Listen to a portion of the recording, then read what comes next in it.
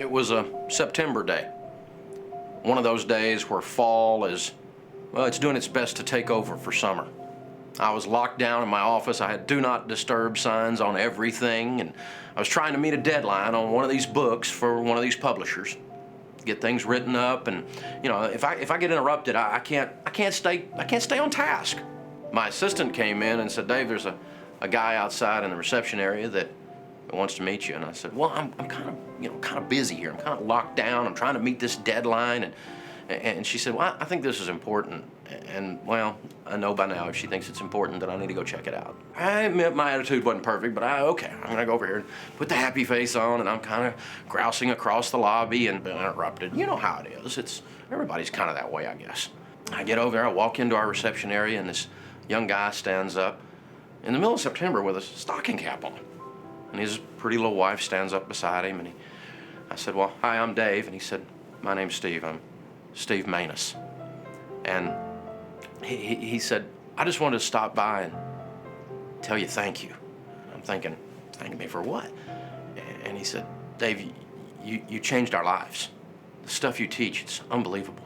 And I said, "Well, thanks. That's really nice." Actually, I was writing, so it's kind of inspiring. So I thought this is nice. And he said, "No, you just really don't understand, do you?" And I said, "Well, you're welcome. I'm glad you're winning." And he said, "No." And he reached up and he took a stocking cap just like this off the top of his head. And I went, wow. Because there was a big scar right across the top of his head. Of course, his head had been shaved because he'd been operated on. He said, "Dave, I'm 28 years old. I got brain cancer.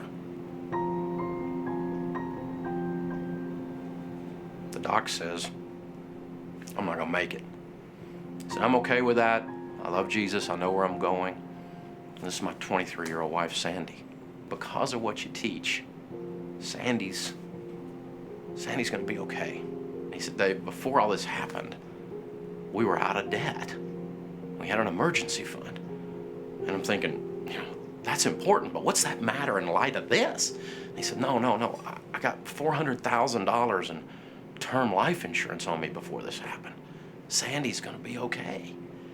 And we got an HSA, we got a good health savings program, and so 100% of my medical bills have been paid, and everything's gonna be okay financially. He said, "You don't know how much easier it makes it to fight cancer when you're doing it from that kind of a setting. Thank you." Well, Steve Manus and I became friends right then. And we walked with him and Sandy as they fought the cancer. And you know how fighting cancer is. It comes back, and then you think you're gonna beat it, and then it comes back again. And I wrote about them because of the importance of insurance in one of my books. And a wealthy friend of mine read the story and anonymously gave them the gift of a 7-day cruise in the Caribbean. How cool is that? That's the way you're supposed to do stuff, Well, November 17th, Steve came by the office with his dad and sat in on our devotionals.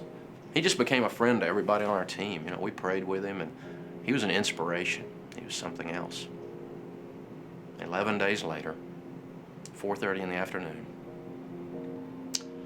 we lost Steve Manus. So he's in heaven now.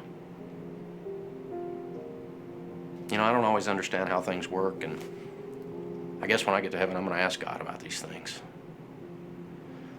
Because if he had lived just 3 more days, we'd have been able to introduce him to his son, Whitten.